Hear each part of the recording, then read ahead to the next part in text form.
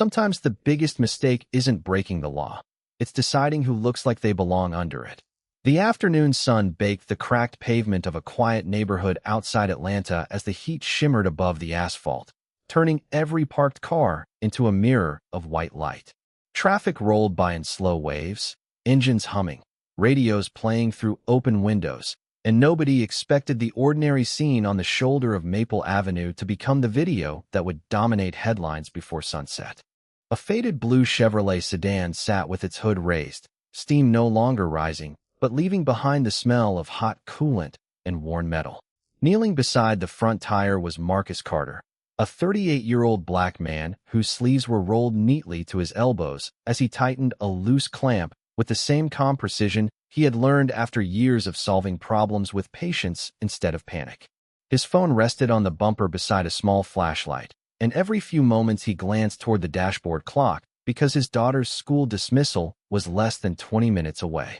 He whispered to himself that he only needed another 5 minutes, maybe less, before the engine would be ready again. Across the street, shoppers drifted in and out of a neighborhood grocery store carrying bags of ice, bottled water, and paper towels while a teenager balanced a phone in one hand, live streaming random moments from the sidewalk simply because that was what people did now. Nothing about Marcus drew attention except that he was quietly working, focused completely on the stubborn engine that refused to cooperate. Then the distant sound of tires rolling over rough pavement grew louder. A white police cruiser eased toward the curb, slowing until it stopped a few yards behind the Chevrolet. The flashing emergency lights reflected across the rear window, even though there was no traffic emergency and no obvious danger. Marcus looked over his shoulder, surprised but composed, wiping his hands with an old shop towel before standing carefully. Officer Daniel Brooks stepped out of the cruiser, adjusting his duty belt as he studied Marcus, then the car, then Marcus again. His expression hardened before either man had exchanged a single word. The silence lingered just long enough for nearby pedestrians to notice that something unusual was unfolding. Marcus offered a polite nod. "Afternoon, officer." His voice remained steady, respectful, almost routine. Daniel didn't return the greeting. His eyes stayed fixed on the open hood. "Step away from the vehicle," he said firmly. Marcus blinked once, confused more than alarmed. "Sure. Is something wrong?" Daniel took another step forward. "Hands where I can see them." The command echoed louder than necessary, turning casual glances into full attention. A woman loading groceries paused beside her SUV. Two construction workers stopped talking. The teenager with the live stream instinctively pointed the camera toward the unfolding scene. Marcus slowly lifted both hands chest high, careful not to make any sudden movement. "Officer, this is my car. It overheated on the way to pick up my daughter. I'm almost finished fixing it." Daniel's face revealed no sign that he had heard the explanation. Instead, he circled toward the driver's door, studying the vehicle with growing suspicion, while Marcus remained exactly where he had been told to stand. The afternoon air suddenly felt heavier, as though every sound had faded except the quiet buzz of the live stream, recording another ordinary American moment that nobody yet realized would soon change two lives forever. Marcus kept his hands exactly where they were, his palms open and visible under the afternoon sun as a light breeze carried the scent of freshly cut grass through the neighborhood. He could feel dozens of unfamiliar eyes settling on him, but he resisted the urge to look around. Years of teaching young apprentices how to stay calm under pressure had taught him that panic only made difficult moments harder. His breathing remained slow and controlled while Officer Daniel Brooks walked around the Chevrolet with measured steps, studying every inch of the aging sedan as though he had already reached a conclusion. The faded paint, the worn tires, and the collection of tools resting neatly beside the front wheel seemed to reinforce whatever story Daniel had already written in his mind. Marcus cleared his throat carefully. "The registration is inside the glove compartment. I can show you if you would like." Daniel ignored the offer. Instead, he leaned slightly toward the windshield, reading the vehicle identification sticker before stepping back again, without saying a word. Across the street, the teenager holding the phone whispered to viewers watching the live stream that something serious was happening. Within seconds, comments began appearing faster than anyone could read them. People passing by slowed their pace. A delivery driver remained inside his truck with the engine idling, watching through the windshield. An elderly couple paused their afternoon walk, exchanging uncertain glances as they observed the growing tension. Marcus noticed none of the online reactions, but he could hear the faint electronic sound of phones recording from different angles. He shifted his attention back to Daniel. "Officer, my daughter gets out of school very soon. If there is a problem, I am happy to answer your questions. I just need to let her know I might be late." Daniel finally responded, but not to the concern Marcus had expressed. "Who owns this vehicle?" he asked in a firm voice. "I do," Marcus answered immediately. "I bought it about 6 years ago. It is paid off." Daniel folded his arms. "Do you have proof?" Marcus nodded. "Yes, sir. The registration and insurance card are both inside." Again, the explanation seemed to disappear into the heavy afternoon air. Daniel glanced toward the open hood before looking back at Marcus. "Interesting that you are repairing it on the side of the road instead of calling for a tow truck." Marcus gave a small, polite smile. "I used to work as a mechanical engineer. It looked like something simple, and I thought I could save some time." A woman standing nearby quietly spoke to another bystander. "I drove past 20 minutes ago. He was already fixing that car." Her companion nodded but remained silent. The growing audience seemed uncertain whether to intervene or simply watch. Marcus continued speaking in the same respectful tone. "I have not refused anything you asked, officer. If you want to verify the registration number or the vehicle identification number, please do. Everything will match." Daniel stared at him for a long moment before reaching toward the radio attached to his shoulder. His expression never softened.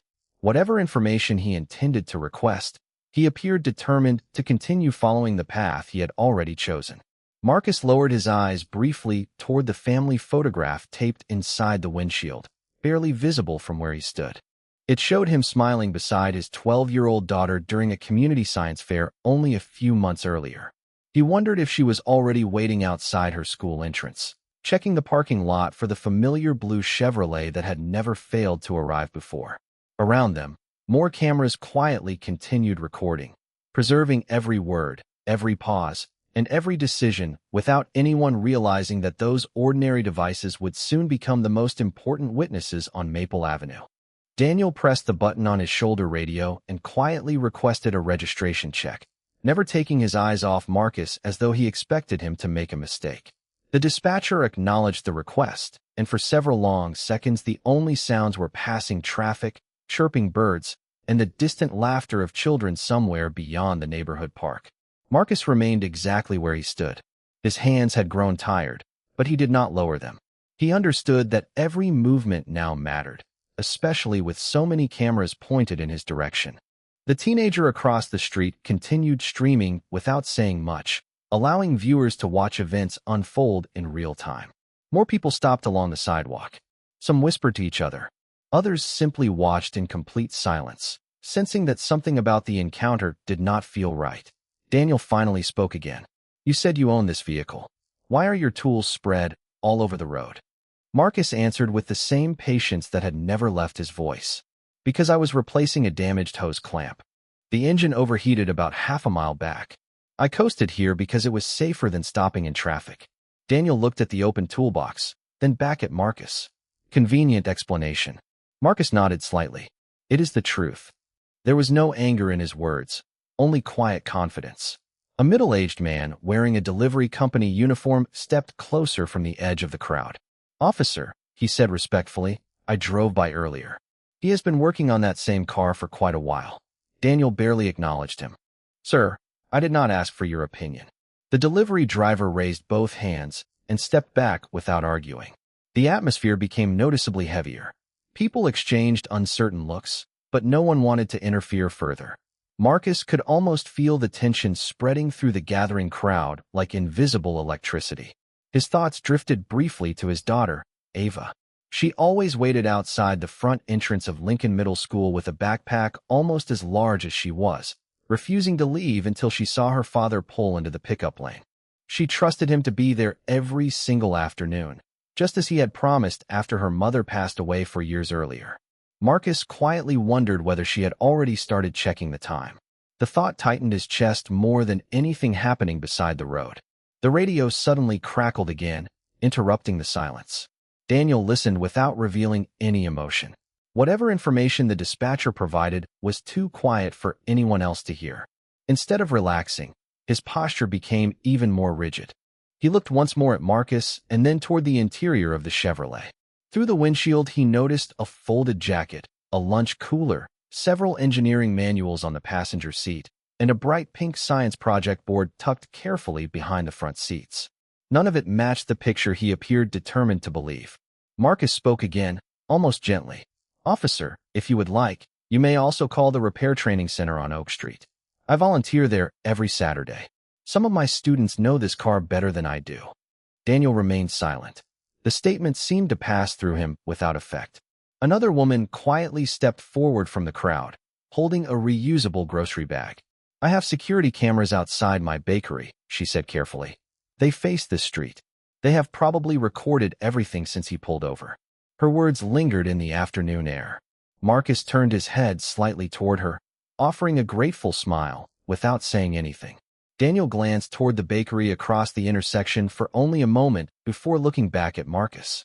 Around them, dozens of phones continued recording every expression, every unanswered explanation, and every passing second, while somewhere across town a 12-year-old girl stood outside her school doors, still believing her father would arrive at any minute. Marcus slowly lowered his eyes for a moment, not in defeat, but in quiet reflection, then lifted them again with the same calm expression that had never left his face since the police cruiser first arrived.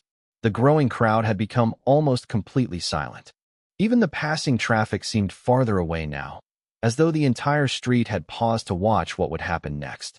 Officer Daniel Brooks stepped closer to the Chevrolet and glanced once more through the driver's window before turning back toward Marcus.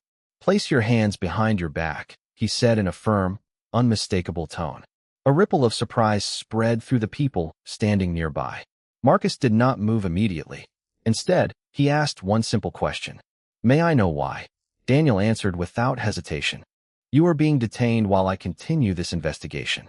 Marcus nodded slowly. "I understand. I will cooperate. But I respectfully ask that you verify the vehicle identification number and my registration before making any conclusions."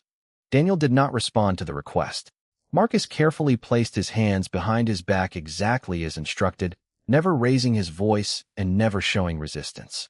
The teenager holding the livestream whispered, "He is cooperating with everything." Thousands of viewers watching online began reacting in real time, their comments appearing faster than the screen could display them. Several people standing on the sidewalk quietly exchanged uneasy glances. The owner of the nearby bakery stepped forward again, speaking carefully so her voice would not sound confrontational. "Officer, my security cameras have probably recorded him arriving. You can see he has been fixing that car for a long time." Daniel briefly looked toward her before replying, "Ma'am, I will handle this." She nodded politely and stepped back, although concern remained visible on her face. Marcus remained composed. "Officer Brooks," he said gently after reading the name stitched above the uniform pocket, "my daughter is waiting for me after school. If someone could please call Lincoln Middle School and let them know I may be delayed, I would appreciate it." For the first time, a few people in the crowd looked away, visibly uncomfortable. An elderly man quietly removed his baseball cap and sighed. A mother holding her young son's hand hugged him a little closer. Nobody wanted the situation to become more serious than it already was. Daniel reached toward the Chevrolet once again, observing the family photograph taped inside the windshield. He paused for barely a second before continuing his inspection. Inside the vehicle sat a child's backpack covered with science club patches, several neatly organized binders, and a toolbox whose compartments were arranged with remarkable precision. Everything reflected responsibility and routine, yet Daniel's expression remained unchanged. Across the street, the delivery driver quietly spoke into his own phone. "I think someone should save this video," he said. "People need to see exactly what is happening." The live stream continued uninterrupted. New viewers joined every few seconds, watching an ordinary father standing peacefully beside his disabled car while patiently answering every question asked of him. No shouting, no argument, no attempt to leave, only steady cooperation. Marcus took a slow breath before speaking one final time. Truth does not become less true simply because it takes longer to verify. His words hung in the warm afternoon air. No one answered them. At that exact moment, another patrol vehicle turned onto Maple Avenue from the next intersection, its approach drawing every eye on the street toward the sound of its engine. While none of the people gathered there realized that the evidence already existed, preserved from multiple angles, waiting for the moment when the complete story would finally be seen. The second patrol vehicle rolled quietly to a stop behind Officer Daniel Brooks without lights or sirens, adding another layer of attention to a street that had already transformed into an unexpected gathering place. Officer Emily Harper stepped out, surveyed the scene, and immediately noticed something unusual. There was no shouting, no panic, no attempt to flee. A calm man stood exactly where he had been instructed, while dozens of ordinary citizens watched in complete silence. She glanced toward Daniel, then toward Marcus, whose expression remained remarkably composed despite the uncertainty surrounding him. Daniel spoke first, giving a brief explanation that suggested he believed the ownership of the vehicle needed further verification. Emily nodded politely, but allowed her eyes to wander across the Chevrolet. The open toolbox contained neatly organized sockets, wrenches, and replacement parts arranged with almost professional precision. A repair manual rested open to a page marked with handwritten notes. Nothing appeared hurried or careless. It looked like the workspace of someone who genuinely understood machines. Marcus turned slightly toward Emily without moving from his position. "Good afternoon, officer. I appreciate both of you being here. I have offered my registration and insurance several times. They are still inside the glove compartment if you would like to verify them." Emily acknowledged him with a small nod, but waited for Daniel to respond. Before he could speak, the bakery owner walked forward once again, this time holding a tablet in her hands. "Officer," she said respectfully, "my security system uploads recordings almost immediately. I checked while everyone was waiting. The cameras have been recording this entire block all afternoon." Daniel looked at the screen, but did not step closer. "Please hold on to that for now," he replied. "We are still conducting our investigation." She agreed without argument, although several people nearby exchanged curious looks after realizing that an independent recording already existed. Across the street, the teenager continued streaming. The viewer count climbed steadily as comments poured in from people across the country asking the same question. Why had this situation continued for so long when the man had remained cooperative from the beginning? Marcus could not see the messages, but he sensed the growing attention from the increasing number of phones pointed in his direction. He spoke softly, almost as though reminding himself rather than anyone else. Every situation eventually reaches the truth.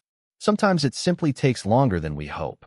Emily studied him for a moment before looking toward the family photograph still visible through the windshield. "Is that your daughter?" she asked. Marcus smiled for the first time since the encounter had begun. "Yes, ma'am. Ava.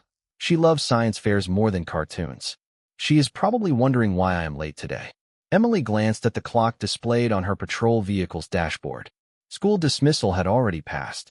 Her expression changed ever so slightly, not because of anything dramatic, but because the quiet humanity of the answer contrasted sharply with the assumptions surrounding the situation. At that exact moment, the dispatch radio transmitted another update. Daniel listened carefully, his face revealing almost nothing, yet the pause that followed lasted noticeably longer than before. Around them, the neighborhood remained still. Cameras from the bakery, the live stream, nearby businesses, and countless phones had captured every minute from different angles. None of those recordings had spoken yet, but together they had already preserved a complete timeline, patiently waiting for the moment when facts would become impossible for anyone to ignore. Officer Daniel Brooks lowered the radio from his shoulder without saying a word, but the silence that followed felt noticeably different. It was no longer the silence of uncertainty. It was the silence that comes just before a carefully built assumption begins to crack. Officer Emily Harper looked from Daniel to Marcus, and then toward the bakery owner, still holding the tablet that contained hours of security footage. She spoke calmly. "Ma'am, please do not close that recording. We may need to review it." The bakery owner nodded immediately. "It has already been saved to the cloud," she replied. "Nothing has been deleted." Several people standing nearby quietly exchanged relieved glances. One young father whispered to his wife, "At least there is a complete recording." Marcus remained composed. His shoulders were beginning to ache from standing in the same position for so long. yet his voice carried no frustration when he spoke again. "Officer Harper, inside the trunk there is also a blue tool bag with my work identification and volunteer badge. I have not reached for it because I wanted to follow every instruction exactly as it was given." Emily acknowledged him with another small nod. Daniel remained focused, but for the first time his eyes shifted toward the trunk instead of staying fixed on Marcus. The dispatch radio crackled once more. This time the message lasted longer.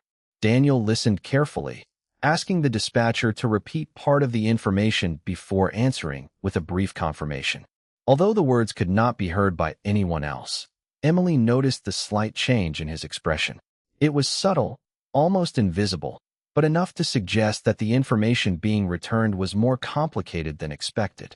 Across the street, the teenager live streaming the encounter suddenly looked down at the flood of messages filling the screen. Viewers had begun identifying the community training center Marcus had mentioned earlier.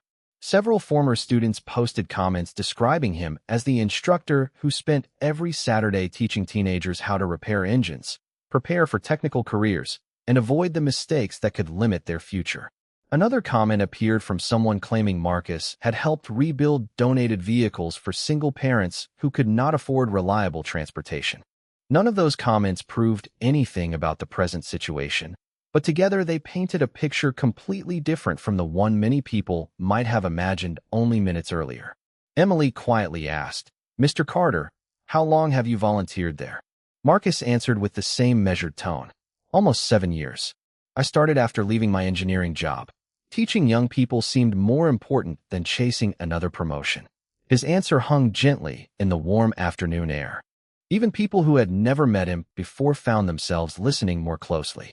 Daniel glanced once more through the Chevrolet's windows. The engineering manuals, the carefully labeled tools, the science project board, the family photograph, and the child's backpack no longer appeared to be unrelated objects. They formed a consistent story, one that matched everything Marcus had patiently explained from the very beginning. Before anyone could speak again, the bakery owner carefully turned her tablet toward Officer Emily Harper. On the screen, the timestamp showed Marcus arriving nearly half an hour earlier, calmly raising the hood, unloading his tools, and beginning repairs without interruption. The recording had captured every minute since then. The evidence had been quietly waiting all along, preserved without emotion, without opinion, and without assumptions, ready to let the truth speak entirely for itself. Officer Emily Harper accepted the tablet with both hands and watched the recording from the beginning without interrupting a single second of the timeline. The video showed Marcus Carter pulling his blue Chevrolet safely onto the shoulder, raising the hood, removing his toolbox, and immediately beginning repairs. No one approached him. No suspicious vehicle stopped beside him. No hurried exchange took place. For nearly 25 uninterrupted minutes, he remained focused entirely on fixing his own car. Emily looked up briefly before continuing the playback. Every minute she watched made the story clearer. Marcus had spoken the truth from the very beginning. Daniel Brooks stood quietly beside her, his attention fixed on the same screen. The crowd remained silent, almost instinctively recognizing that this was the moment everything began to change. The bakery owner enlarged one section of the recording. The timestamp clearly showed Marcus opening the driver's door long before the patrol car arrived, removing the repair manual from the front seat, and comparing diagrams before reaching back under the hood. Another camera angle from the corner of the building displayed the license plate continuously visible throughout the repair. Emily looked toward Daniel. "The timeline is consistent." Daniel gave no immediate response. Instead, he reached for his shoulder radio once more and requested another confirmation from dispatch, this time asking that the vehicle registration, insurance information, and driver's license be verified together. The dispatcher responded only moments later. The registration matched Marcus Carter. The insurance policy was active. The driver's license was valid. The vehicle had not been reported stolen, wanted, or connected to any criminal investigation. The words settled over Maple Avenue with quiet finality. Nobody cheered. Nobody celebrated. The truth itself carried enough weight. Marcus remained exactly where he had been standing, his posture unchanged despite hearing the confirmation that everyone else had been waiting for. Emily turned toward him with a calm expression. "Mr. Carter, thank you for your patience." Marcus answered with a small, respectful nod. Thank you for taking the time to verify the facts. His response surprised several people in the crowd. After everything that had happened, there was no anger in his voice, only relief that evidence had finally been allowed to speak.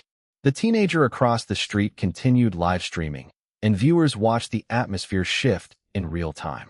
Earlier comments filled with confusion slowly gave way to messages about patience, fairness, and the importance of verification before judgment.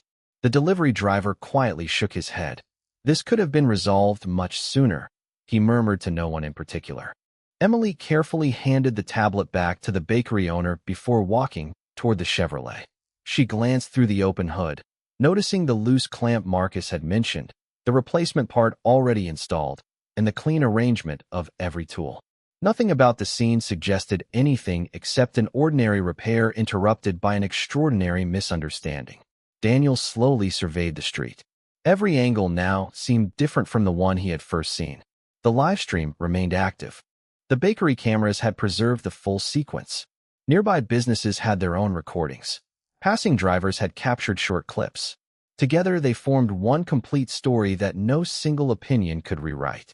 As the afternoon sun began sinking lower across the neighborhood, the facts no longer depended on memory, assumptions, or competing versions of events. They existed in plain view, recorded from every direction, waiting only for the decisions that would inevitably follow. Officer Emily Harper took one slow breath before speaking into her shoulder radio, requesting that a supervising officer respond to Maple Avenue so the completed documentation and recorded evidence could be reviewed according to department procedure.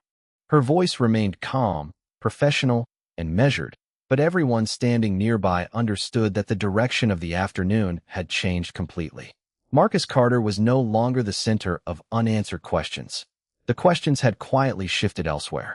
Daniel Brooks stood beside his patrol vehicle without saying anything. He looked once more toward the blue Chevrolet, then toward the growing number of people still holding their phones. The realization settled over the street that every important moment had been preserved from multiple angles, each recording matching the next with remarkable consistency. Within minutes, another police vehicle arrived carrying Sergeant Michael Reynolds. He greeted both officers before asking for a brief summary of the situation. Emily presented the security recording from the bakery, explained the verified registration, confirmed the valid insurance information, and described the uninterrupted timeline showing Marcus repairing his own vehicle long before law enforcement arrived. The live stream remained active, allowing thousands of viewers to watch the conversation unfold from a respectful distance. Sergeant Reynolds reviewed the available evidence carefully, never rushing his observations. He then approached Marcus with a calm expression. "Mr. Carter," he said, "thank you for remaining cooperative throughout this encounter while we completed our review." Marcus nodded politely. "I appreciate that the facts were fully verified." Reynolds looked toward Daniel before speaking again. "Based on the evidence available at this scene, Mr. Carter is free to continue on his way once he is ready." The surrounding crowd remained quiet, but the mood had unmistakably changed. Several people lowered their phones, relieved that the situation had finally been clarified through evidence rather than assumption.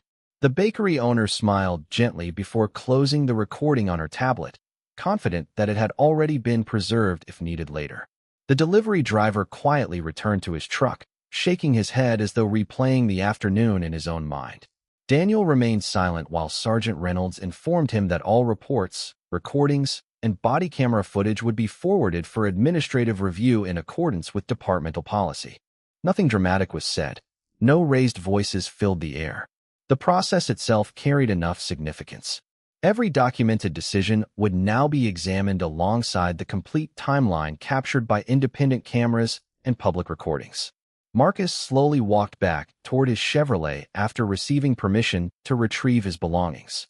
He carefully opened the hood once again, picked up the wrench he had been forced to set aside nearly an hour earlier, and tightened the final connection on the cooling system. He turned the ignition key. The engine started smoothly on the first attempt, settling into a steady idle that sounded almost symbolic after such a long interruption. A quiet smile crossed his face. It was not the smile of someone celebrating another person's difficulty. It was the smile of a father grateful that he could finally continue toward his daughter. As the afternoon sunlight stretched across Maple Avenue, People began returning to their ordinary routines, yet many left with the same thought lingering in their minds. Cameras had not created the truth that day. They had simply protected it long enough for everyone else to finally see it. Marcus Carter eased the blue Chevrolet away from the curb just as the afternoon sky began turning shades of gold, leaving Maple Avenue quieter than it had been in hours. The neighborhood slowly returned to its normal rhythm. Children rode bicycles along the sidewalks. Families carried groceries into their homes. Traffic moved steadily through the intersection as though nothing extraordinary had happened. Yet almost everyone who had witnessed the encounter knew they would remember that afternoon for a very long time. 15 minutes later, Marcus pulled into the pickup lane outside Lincoln Middle School. Ava stood near the front entrance with her backpack resting at her feet, scanning every approaching vehicle with growing concern. The moment she recognized the familiar Chevrolet, her face brightened with relief. She climbed into the passenger seat, fastening her seat belt before looking at her father with worried eyes. "You are late," she said softly. Marcus smiled apologetically. "I know. I had a longer day than I expected."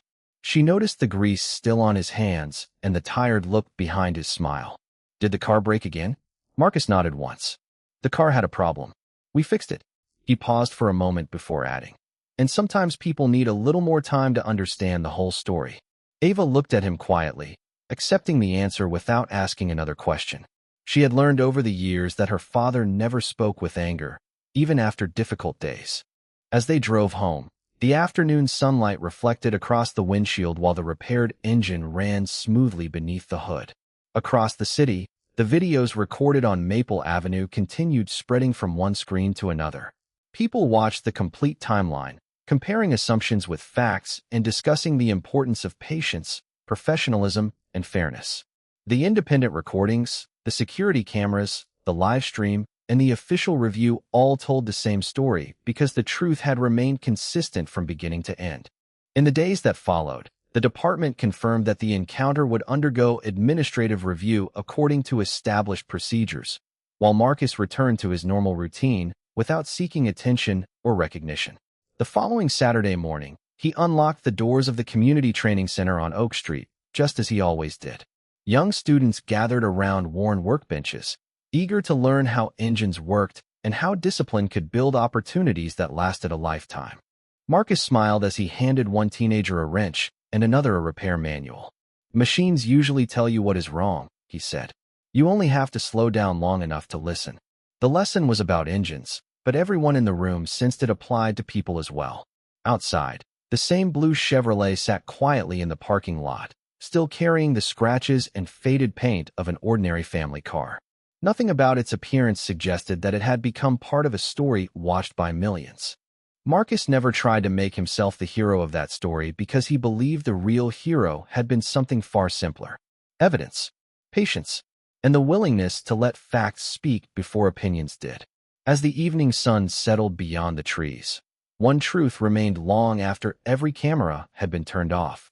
Respect cannot be demanded through assumptions. It is earned through fairness. Authority may begin with a badge, but justice begins the moment every person is given the dignity of being seen for who they truly are.